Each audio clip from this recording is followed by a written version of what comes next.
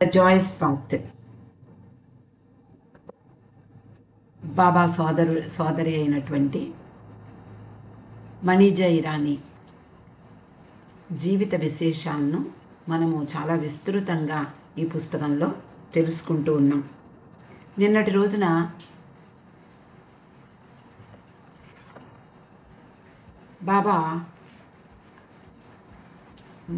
బాబాకు ఇష్టమైనటువంటి సంగీతం గురించి చెప్తోంది. మణి ఏ విధంగా బాబా ఎంజాయ్ చేశారు, ఎలాంటి సంగీతాన్ని ఆయన ఇష్టపడేవారు, ఈ విషయాలన్నీ కూడా ఈ అధ్యాయంలో చెప్తోంది. నిజానికి ఆ రోజుల్లో కూడా అనేక మంది నిష్ణాతులైనటువంటి సంగీతకారులు ఆ గాయకులు చేసినటువంటి గానాన్ని వాళ్ళు రికార్డుల రూపంలో లభ్యమయ్యేవి. కానీ బాబా సమక్షంలో గొంతు విప్పి పాడినప్పుడు ఆ సంగీతాన్ని బాబా చాలా ఇష్టపడేవారట. అలాగే మణి కూడా సంగీతం అంటే చాలా ఇష్టం. బాబాలోని ఆ సునిశ్చితమైనటువంటి ఆ శ్రద్ధ మణి గమనించేది. ఎందుకంటే బాబాని దూరంగా నుండేనా ఆవిడ ఈ కార్యక్రమాల నేపథ్యంలో ఆవిడ చూస్తూ ఉండేది. మెహరాజాద్లోనూ అలాగే గురుప్రసాద్లో కూడా అనేక సంగీత కార్యక్రమాల్ని ఏర్పాటు చేస్తూ ఉండేవారు బాబా శిష్యులు. బాబా ముందు ఎవరైనా సరే మంచి గాయకుడు పాడుతున్నప్పుడు ఆయన హావభావాలను దూరం నుండి, అంటే స్త్రీ మండలి వారు మండలి హాల్కి అటువైపు ఉండేవారు, లేదా తెర వెనక ఉండేవారు, కిటికీలోంచి చూసేటటువంటి అవకాశం వాళ్ళకి ఉండేది. మండలి హాల్లో బాబా అలాగే పురుష మండలి వారు గాయకులు కూర్చుంటూ ఉండేవారు. ఆ సమయంలో అంటే ఆ సంగీతం విన్నప్పుడు, అంటే మంచి సంగీతం, ఆయనకి ఇష్టమైనటువంటి కవ్వాలీలు, గజల్స్ ఇవి విన్నప్పుడు బాబా శరీరము, ఆయన చేతులు, ఆ కదలికలన్నీ కూడా గమనించేది మణి. ఆ పాటకు లయబద్ధంగా అవి కదిలేవిట. ఆ గజల్స్లో లోతైనటువంటి నిజమైన అర్థాన్ని, అందులో భావాన్ని కూడా బాబా వివరిస్తూ ఉండేవారు అందరికీ. ఆ పదాల గురించి లోతైనటువంటి అవగాహన బాబాకి మాత్రమే ఉండేది. ఆ పాటకు అంటే ఆయన వివరించినప్పుడు ఆ పాటకు మరొక రకమైనటువంటి ఒక ఆకృతి, ఒక రూపం వచ్చేదిట. అలాగే అందులో భావాన్ని బాబా చెప్పినప్పుడు అందరికీ ఆ పాట చాలా కొత్తగా వినిపించేది. నిజానికి కవ్వాలీల్లో, గజల్స్లో ఉండే ప్రత్యేకత అది అంటోంది మణి. ఆ పదాల్లో అంటే ఆ గజల్స్ కానీ కవ్వాలీలు కానీ, ఇప్పుడు మనకి కర్ణాటక సంగీతం మనకి అలవాటైనటువంటి సంగీతం ఈ సౌత్ ఇండియాలో, అలాగే నార్త్ ఇండియాలో ఈ గజల్స్, కవ్వాలీలు చాలా ప్రసిద్ధి పొందాయి. అలాగే గజల్స్లో ఉర్దూ మాటలు కూడా ఎక్కువ ఉంటూ ఉంటాయి.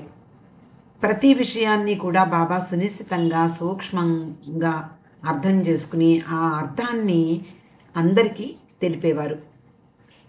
బాబాకి కొంతమంది గాయకులంటే చాలా ఇష్టం ఉండేది. అందులో జైపూర్ నుండి వచ్చేటటువంటి ఆ కవ్వాలి గాయకులంటే బాబాకు చాలా ఇష్టం. ఇది తెలిసి కొంతమంది బాబా శిష్యులు వాళ్ళ యొక్క గానాన్ని ఏర్పాటు చేస్తూ ఉండేవారు. వాళ్ళు ఏం చేస్తారట, మనం కవ్వాలీలు అలాగే గజల్స్ వినేటప్పుడు మనకి బాబా ఇష్టమైనటువంటి గజల్స్ కొన్ని ఉన్నాయి. అంటే బాబా పరంగా రాయకపోయినా అవి చాలా ఆధ్యాత్మికమైనటువంటి అర్థంతో వెలసిల్లుతూ ఉంటాయి. అలాంటి గజల్స్ బాబాకు చాలా ఇష్టం. మనకి ఇప్పుడు యూట్యూబ్లో కూడా దొరుకుతూ ఉంటాయి. వాళ్ళు ఫస్ట్ ఆ కవ్వాలీలు పాడేటప్పుడు వాళ్ళు ఏం చేస్తారు అంటే ముందర హార్మోనియం మీటుతూ ఉంటారు, అలాగే మిగిలిన వాయిద్యాలు స్టార్ట్ అవుతాయి. అలా నెమ్మదిగా ఆ మొత్తం ఆ వాతావరణం అంతా కూడా సంగీతపరంగా అవి ట్యూన్ చేస్తాయిట మన హృదయాల్ని. అంతటా సంగీత వాతావరణం ఏర్పడిపోతుంది. అది మనల్ని సుదూర తీరాలకు తీసుకువెడుతుంది అంటుంది మణి.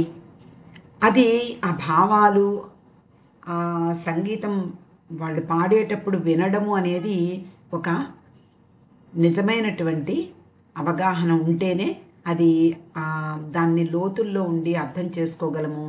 వాటిల్లో మనం మమేకం అవ్వగలం. అది వర్ణనలకు అతీతంగా ఉంటుంది. నిజానికి వాళ్ళ ఎదురుగుండా, ముఖ్యంగా బాబా ఎదురుగుండా పాడేటప్పుడు వినడం అనేది స్త్రీ మండలి వారికి కలిగిన గొప్ప అదృష్టం. ఇలాంటి సంగీత కార్యక్రమాలు జరుగుతున్న సమయాల్లో హాల్లో బాబాతో పాటు పురుష మండలి వాళ్ళు ఉండేవారు. స్త్రీ మండలి వారు మరొక తలుపు దగ్గర, అంటే మండలి హాల్లో అటువైపు ఉండేవారు. వాళ్ళందరూ కిటికీ ద్వారా బాబాని చూస్తూ సంగీతం వింటూ ఉండేవాళ్ళు. ముఖ్యంగా మణి వాళ్ళు అల్లాహు అంటూ మొదలు పెడతారు.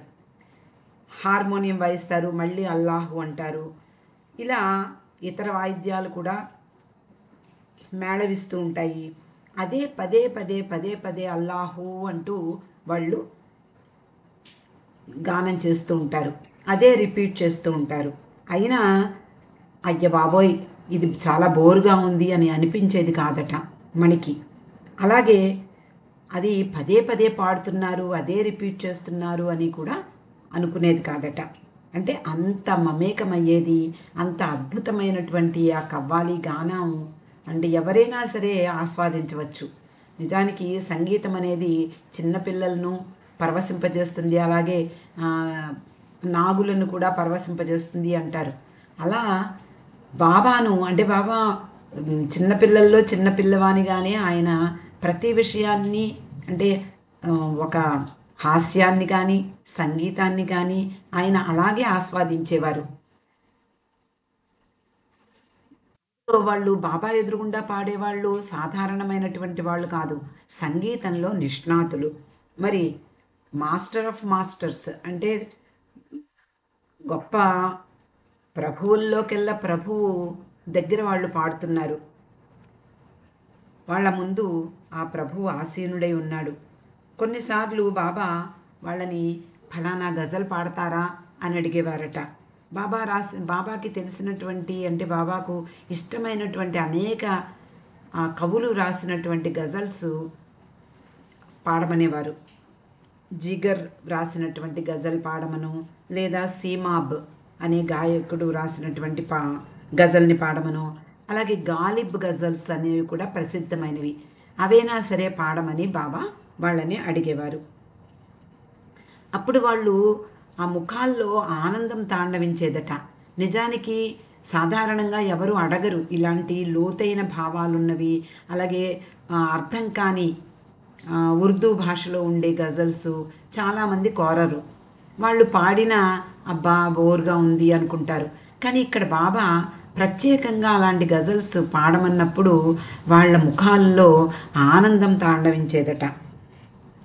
అది నిజానికి వాళ్ళు ఆ పాటని చాలా శ్రద్ధగా, భక్తిగా, అందులో భావస్ఫూరకంగా వాళ్ళు పాడాల్సి ఉంటుంది. ఏదైనా సరే ఒక మంచి పాటను పాడాలి అంటే అలవోకగా పాడడం అనేది కాకుండా దాంట్లో అర్థాన్ని, భావాన్ని గ్రహిస్తూ మనం పాడినప్పుడు అందులో మనం కూడా మమేకమైపోతాం, అందులో లీనమైపోతూ ఉంటాం. అలాగా బాబా పాడమన్నప్పుడు వాళ్ళకు ఒక అది ఛాలెంజ్గా ఉండేది. ఎలా పాడతాము అనేటటువంటి దాని మీద దృష్టి పెట్టి బాబా కోరిన గీతాన్ని, ఆ గజల్స్ని చాలా శ్రావ్యంగా వాళ్ళ దాని మీద పూర్తి శ్రద్ధ పెట్టి పాడేవారట. కాబట్టి వాళ్ళకది ఒక ఛాలెంజ్గా ఉండేది. కవ్వాలి పాడుతుంటే ఒక్కొక్కప్పుడు బాబా ఒక్కసారి అబ్రప్ట్గా ఆపమనేవారు, చప్పట్లు కొట్టేవారట. వెంటనే వాళ్ళు ఏ స్థాయిలో పాడుతున్నా, పై స్థాయిలో పాడుతున్నా, కింద స్థాయిలో పాడుతున్నా, ఎలాంటి పరిస్థితుల్లో ఉన్నా టక్కుమని వాళ్ళు ఆపేసేవారట. నిజానికి మణి వాళ్ళు ఇది ఎప్పుడూ అబ్జర్వ్ చేసేవారు. ఎందుకు అంటే ఆయన చప్పట్లు కొట్టినప్పుడు నెమ్మదిగా ఆపడం కాదట, వెంటనే ఆపేసేవారు. అంతా నిశ్శబ్దం. బాబా వాళ్ళు పాడేటటువంటి పాటలో ఉండేటటువంటి కొన్ని పదాలు సరిగ్గా ఉచ్చరించకపోతే ఇలా ఆపమనేవారు. ఎలా ఉచ్చరించాలో బాబాయే చెప్పేవారట. అప్పుడు ఆ గాయకులందరూ కూడా ఆశ్చర్యంతో తలమునకలయ్యేవారు. వాళ్ళు అంటే వాళ్ళకి ఆశ్చర్యము, ఆనందము కూడా. అంటే ఇలాంటి గజల్స్ మనం పాడుతూ ఉంటే ఆస్వాదించేవాళ్ళు నేరుగా భగవంతుడే ఉన్నాడు అని తెలిసినా తెలియకపోయినా వాళ్ళు ఒక రకమైనటువంటి ఆనందాన్ని వ్యక్తపరిచేవారు. ఆయన చెప్పింది కరెక్టే, నిజమే, అలా ఉచ్చరించాలి అంటూ అక్కడ ఎవరున్నారు? సాక్షాత్తు సంగీతాన్ని సృష్టించిన పరమేశ్వరుడే ఉన్నాడు. అప్పుడు వాళ్ళు ఉత్సాహంగా మరింత కృషితో, అంటే పాడడం అంటే సామాన్యం కాదు. ఆ పాటని పాడాలి అంటే, ఆ ప్రజెంట్ చెయ్యాలి అంటే ఆ శ్రమ, ఆ శక్తి కూడా ఉండాలి. అలా వాళ్ళు మళ్ళీ ప్రారంభించేవారు. బాబా ముందు ఆ కవ్వాలి గానం వినడమే ఒక ప్రత్యేకమైనది అంటుంది మణి. మరోసారి బాబా ముందు పాడేవాళ్ళ గురించి మణి ఒక్కొక్కసారి చెప్తూ ఉండేది. కొంతమంది గాయకులు, భారతదేశంలో చాలా ప్రసిద్ధి పొందిన గాయకులు ఉంటూ ఉంటారు. ఆ రోజుల్లో ఈ రోజుల్లో కూడా. ఆ రోజుల్లో ఉండే గాయకులు ప్రసిద్ధి పొందినటువంటి వాళ్ళ గీతాలు, రికార్డ్స్ దొరికేవి, రేడియోల్లో వినిపించేవారు. అలా వాళ్ళు చాలా గొప్పగా పాడేవారు. కానీ బాబా కోరిన విధంగా పాడలేకపోయేవాళ్ళు. అంటే వాళ్ళు నిష్ణాతులైనప్పటికీ కూడా బాబా కోరిన విధంగా వాళ్ళు పాడలేకపోయేవారు. అంటే బాబా మనసుని రంజింపచేయలేకపోయేవారు. కానీ వాళ్ళు ఎవరో ఒకళ్ళు బాబా కోసం వాళ్ళని ఏర్పాటు చేసేవారు, వాళ్ళ గానాన్ని ఏర్పాటు చేసేవారు. బాబా వాళ్ళని భరించేవారు, ఏమీ అనేవారు కాదు. బాగా పాడటం లేదు కానీ, అలా అని కానీ ఏమీ కామెంట్ చేసేవారు కాదు. అలా 1, 2, 3 గీతాలు పాడగానే చాలు, నాకింక వినాలని లేదు అంటూ వాళ్ళకి మొత్తం ఎంతైతే సొమ్ము ఇవ్వాలో మొత్తం అంతా సొమ్ము ఇచ్చేసి పంపించేసేవారు. అలా బాబా ఒక కథను విన్నప్పుడు ఆయన స్పందించేది, అలాగే ఒక పువ్వు పట్ల, ఒక బొమ్మ పట్ల, అంటే ఏదైనా ఒక చిత్రపటం పట్ల కూడా ఆయన మెచ్చుకోలు ఎలా ఉంటుంది అంటే, ఒక పసిపిల్లవాడు ఏ విధంగా స్పందిస్తాడో దాన్ని చూసి మురిసిపోతూ ఉంటారు. అలా బాబా కూడా మురిసిపోతూ ఉండేవారు. అలాగే పక్క వాళ్ళకి చూపించి, అబ్బా ఎంత బాగుంది కదా, ఎంత బాగా పాడుతున్నారో కదా అంటూ ఆయన సంతోషాన్ని వ్యక్తం చేసేవారు. ఫ్రాన్సిస్ బ్రెబజాన్ ఆయన వ్రాసినటువంటి పద్యాల్లో స్టే విత్ గాడ్, అలాగే ఇండస్టైసింగ్, ఇలా మొదలైనటువంటి కావ్యాలు ఆయన వ్రాశాడు. దాంట్లో ఒకచోట బాబాని ద బ్యూటిఫుల్ స్ట్రేంజర్ అని వర్ణించాట. బ్యూటిఫుల్ స్ట్రేంజర్ అంటే ఒక అందమైనటువంటి అపరిచితుడు అనుకోవచ్చు. పరిచయం లేనివాడు, అందమైన అపరిచితుడు అనొచ్చు దానికి అర్థం. అది ఎంత నిజం కదా అనేది మణి. ప్రతి అవతారంలోనూ భగవంతుడు ఒక రూపాన్ని ధరించి భూమి మీదకు వస్తాడు. బాబా చెప్పిన విధంగా 700 సంవత్సరాలకు కానీ 1400 సంవత్సరాలకు కానీ భగవంతుడు ఒక రూపాన్ని ధరించి ఒక నామంతో ఈ భూమి మీద మానవునిగా జన్మిస్తాడు. అలా జన్మించినప్పుడు తాను చేసిన సృష్టి ఇదంతా అయినా కూడా కొత్తగా ఉంటుందిట ఆయనకి. అలా సత్యలోకం నుండి భగవంతుడు మానవునిగా అవతరించినప్పుడు ఈ సృష్టికి ఆయన కొత్తవారే. మనం అంతే కదా, రాముడిగా వచ్చినప్పుడు అలాగే జరిగింది, కృష్ణుడిగా వచ్చినప్పుడు ఎంతో ఆశ్చర్యంతో ప్రజలందరూ కూడా ఆయన వైపు చూసేవారు. అలాగే బాబా వచ్చినప్పుడు కూడా ఇప్పుడు నిజానికి ఆయన సౌందర్యాన్ని, ఆయన యొక్క ఆ మౌనాన్ని కూడా ఆస్వాదించినటువంటి వాళ్ళు ఎంతోమంది ఆయనకు పాదాక్రాంతులయ్యారు. అలా ఆయన తాను సృష్టించిన సృష్టికి కూడా భగవంతుడు కొత్తవాడుగా కనిపిస్తారు. ఈ సృష్టి అంతా ఆయనకు కూడా కొత్తదిగా కనిపిస్తుంది. మణి వర్ణిస్తోంది, just as light is a stranger to darkness. ఒక చీకటిలో ఆ లైటు ప్రసరించినప్పుడు అది కొత్తగానే ఉంటుంది. అలా భగవంతుడు కూడా ఈ భూమి మీద అవతరించినప్పుడు అపరిచితుడు, అందమైన అపరిచితుడు అన్న ఫ్రాన్సిస్ బ్రాబజాన్ వర్ణించినట్లుగా బాబా కనిపించేవారట. అంటే బాబాకు తెలియని విషయం అంటూ ఏమీ ఉండదు. ఆయన సర్వజ్ఞుడు, సర్వశక్తిమంతుడు. అయినా కూడా ఆయన ప్రతి విషయాన్ని చిన్న హాస్యపు సంఘటనని కానీ ఎంతో చిన్న పిల్లవాళ్ళలాగా స్పందించేవారు, ఆనందించేవారు.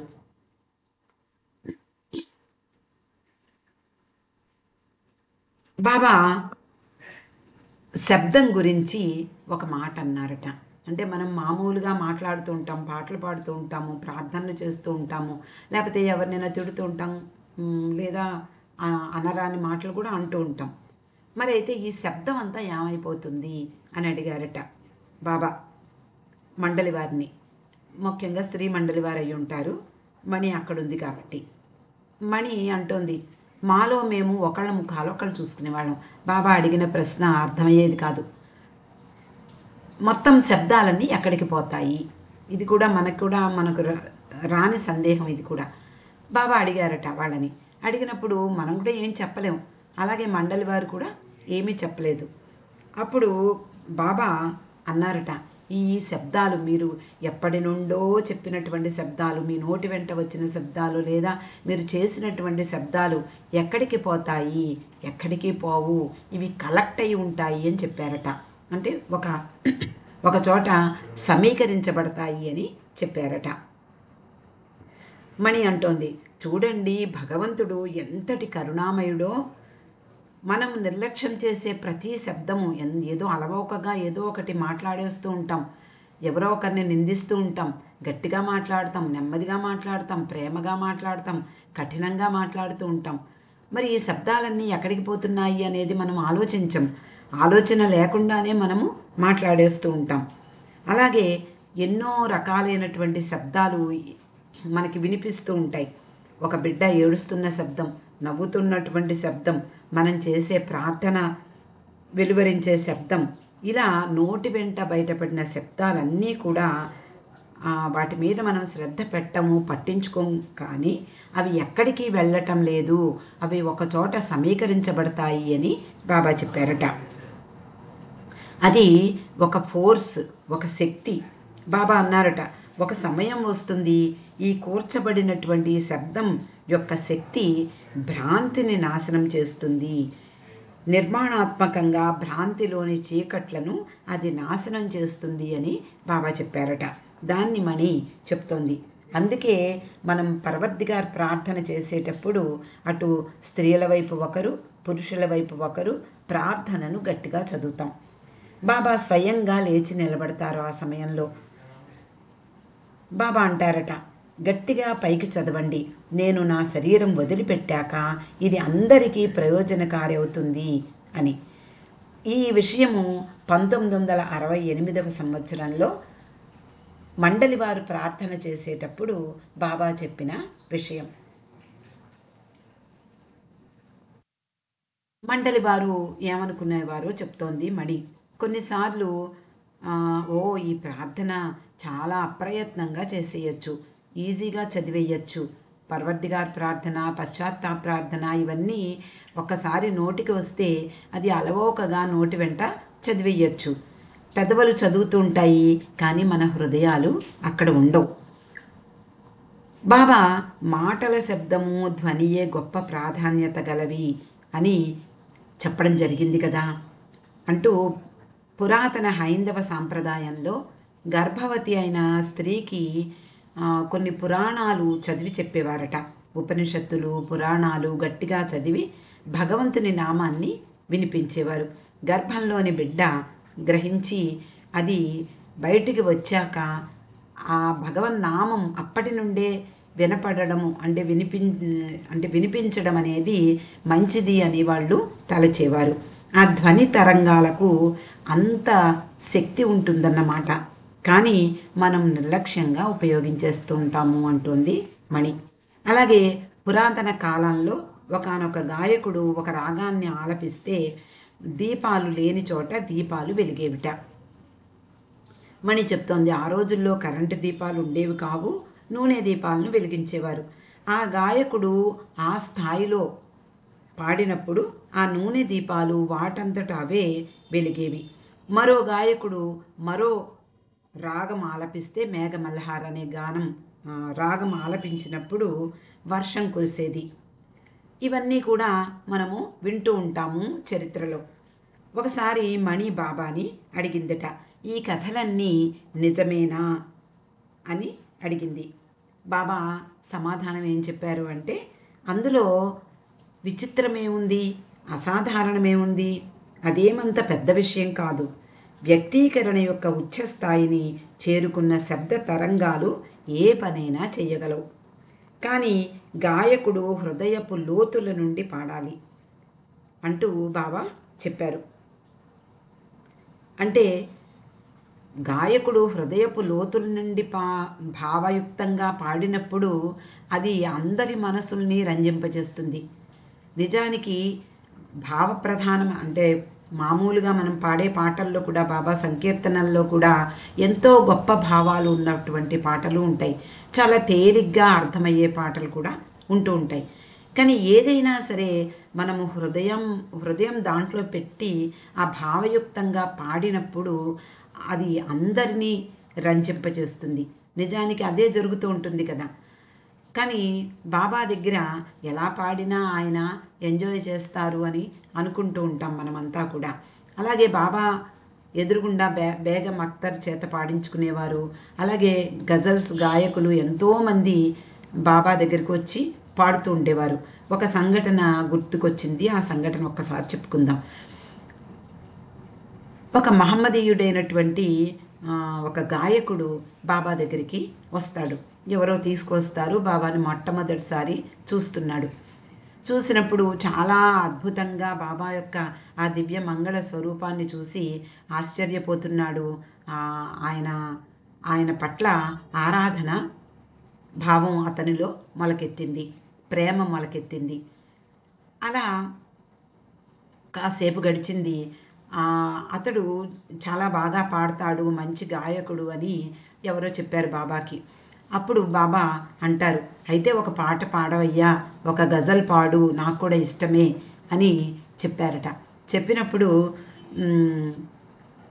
అతడు టైం చూసుకుని, అయ్యో బాబా, నాకు మసీదుకు వెళ్ళే సమయం అయిపోయింది, కాబట్టి మరొకసారి నీ ఎదురుగుండా పాడడానికి అవకాశం వస్తే నేను చాలా ధన్యుణ్ణవుతాను, కాబట్టి ఇప్పుడు నాకు మసీదుకి వెళ్ళే సమయం అయిపోయింది అని వెళ్ళిపోయాట.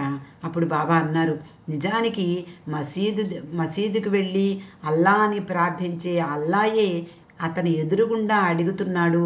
అది అతడు గ్రహించలేకపోయాడు. అతడు అంటే మనము మన అలవాట్లకి ఎంతగా బానిసలమవుతామో బాబా చెప్తున్నారు. అందువలన అతడికి మంచి ఛాన్సు, జీవితంలో భగవంతుడు ఎదురుగుండా పాడేటటువంటి ఛాన్స్ అతడు పోగొట్టుకున్నాడు. మసీదుకు వెళ్ళే సమయం అయిపోయింది, లేదా ఏదో ఉపవాసం, ఇలాంటివన్నీ కూడా మనము చెప్తూ ఉంటాం. ఏదైనా బాబా ప్రసాదం పెట్టారనుకోండి, అది అయ్యో ఈరోజు ఉపవాసము అంటే ఏమైపోతుంది, మనకి వచ్చిన ఛాన్స్ మిస్ అయిపోతూ ఉంటాం. ఇలా బాబా ఎదురుగుండా ఈ కవ్వాలీలు కానీ గజల్స్ కానీ పాడేటప్పుడు వినే స్త్రీ మండలి వారు కానీ అలాగే పురుష మండలి వారు కానీ ఎంతగా ఎంజాయ్ చేశారు అనేది మనము ఇక్కడ మణి చెప్పినటువంటి ఈ పుస్తకం ద్వారా మనము విన్నాం. ఇక్కడికి ఈరోజు ఆపుకుందామండి. అవతార్ మెహర్ బాబాకి జై.